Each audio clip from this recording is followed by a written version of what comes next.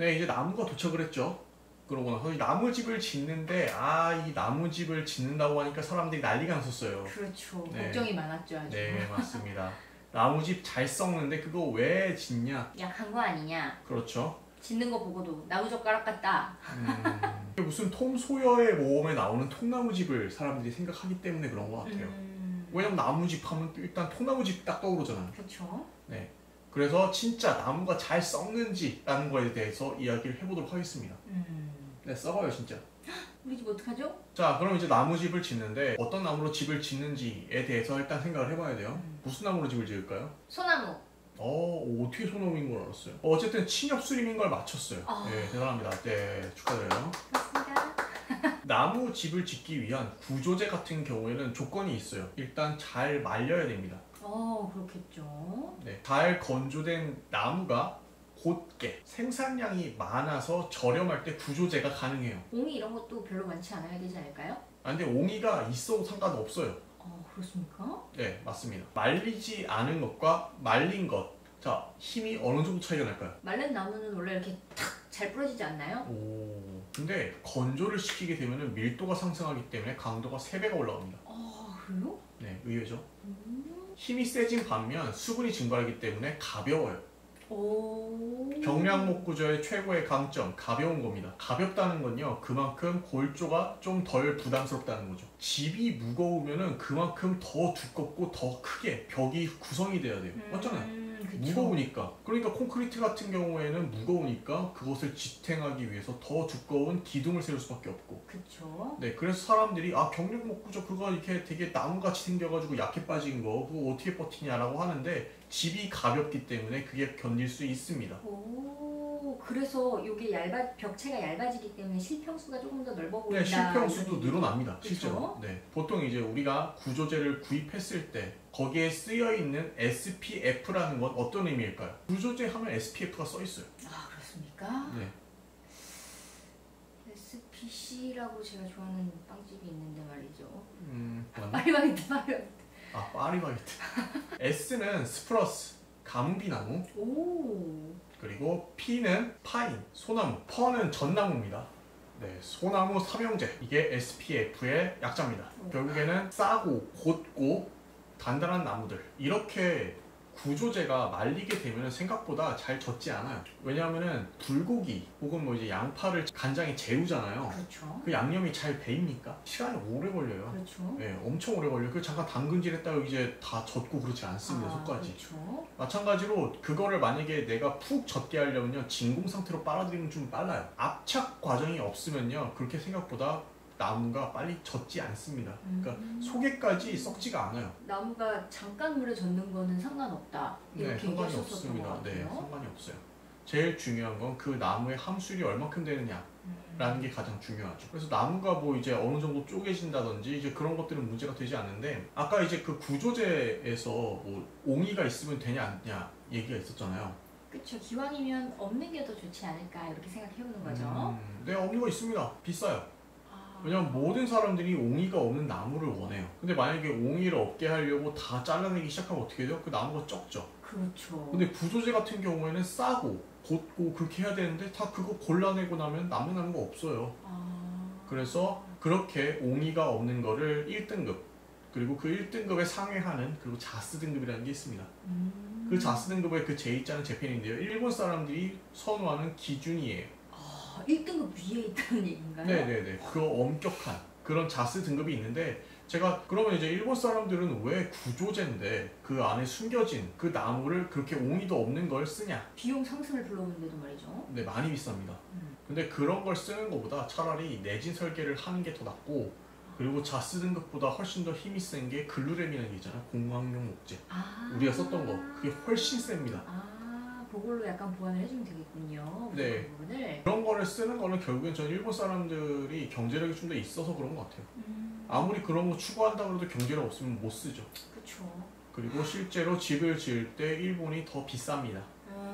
인건비도 좀 더 비싸고, 그렇죠. 자재도 좀 더 비싸고. 그렇다면 이제 집이 썩는다는 얘기가 나왔잖아요. 나무집 이제 썩는다. 실제로도 썩습니다.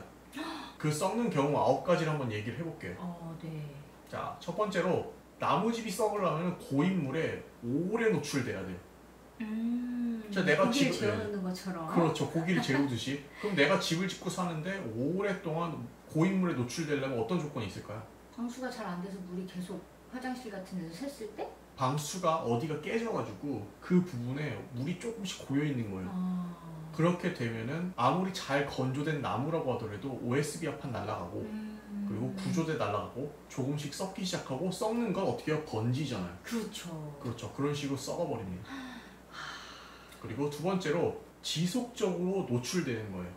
뭐 예를 들어서 물이 뭐 이제 고여있진 않은데 계속 흐른다거나 일정하게 계속 구조제와 OSB 합판은 물에 노출되면 안 돼요. 절대. 그렇네요. 그리고 세 번째가 과도한 습도. 여름철 뭐 이제 단열재 그쪽에 엄청난 수분이 뭐 물이 들어와 있는 상태에서 이제 그냥 OSB 합판과 같이 머무는 거죠. 물 먹은 단열재. 그러니까 여름철이 아무래도 우리나라에서는 좀 취약해요. 아무래도 불리하죠. 예, 그런 거 피하는 게 좋습니다. 네 번째가 잘못된 설계. 뭐 예를 들어 벤트를 만들어야 되는데 벤트 안 만들고 습기가 빠져야 되는데 잘 안 빠지게 되고. 이것도 이제 결국엔 습도하고 이제 문제가 되는 연관이 있는 거죠. 그렇네요. 성능이 저하된 하우스랩. 그 하우스랩이 이제 대표적인 게 타이백, 뭐 유로벤트 이런 것들이 있는데 경량목 구조 같은 경우에는 1960년대 이후에는 하우스랩이라는 걸 쓰게 돼요. 그러니까 랩핑을 하는 거죠. 원래 나무가 지속적으로 물에 노출되면 취약하다 보니까 예전에는 이제 방청 처리를 한다거나 이제 방수 처리를 외부에도 했었어요. 근데 이제는 하우스랩으로 간단하게 휙휙휙 쌓아버리는 거죠. 그러면 공기 단축에 비용도 저렴하고 타이백이 오랜 기간 동안 이제 지속되어 왔는데 그 성능이 매우 우수한 편입니다. 그러니까 너무 외벽에 대해서는 걱정을 좀 덜 하셔도 돼요. 하지만 타이백이 만약에 찢어졌다면 어떨까요? 계속 거기로 물이 들어갈 수 있는 거잖아, 그러면. 그렇죠. 그렇기 때문에 이제 하우스랩이 잘 시공되는 것도 중요합니다. 그렇겠네요. 시공이 가장 중요하겠네, 그러면. 네. 여섯 번째가 배관 문제.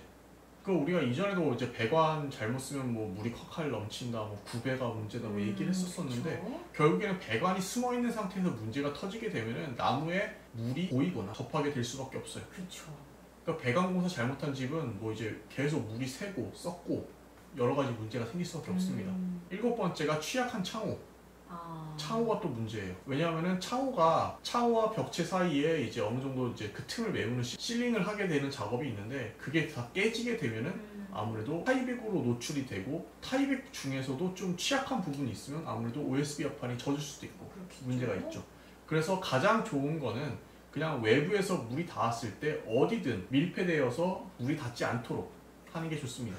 여덟 번째로 함수율이 높은 상태에서 집을 지으면 안 돼요. 아까도 뭐 이제 여름철에 집을 지을 때 이제 습기가 높은 상태에서 되면 어떻냐 뭐 이제 이야기가 나왔는데 함수율이 이제 보통 18% 이하로 이제 집을 짓게 됩니다. 함수율이 극히 높은 상태에서 집을 짓게 되면은 잘못 건조된 나무 실제로 있을 수도 있어요. 건조를 시켰는데 함수율이 엄청 높은 거죠. 그러니까 외관으로 봤을 때 똑같은데 알고 보니까 그 안에까지는 마르지가 않는 거예요. 아니죠. 함수율 체크를 하면 되죠. 체크할 수 그 나무 이제 구조재를 함수율을 체크할 수가 있습니다. 그걸 이제 목수들이 체크를 해가지고 이제 집을 올려야 되는데 그 함수율을 체크를 좀 잘못하게 되면은 집이 썩는 거예요. 그건 처음부터 문제가 있는 상태에서 짓는 거니까 치명적이겠다. 네, 그리고 이제 마르는 과정에서 뒤틀리기도 하고. 그렇죠. 그러니까 잘 말려야 됩니다.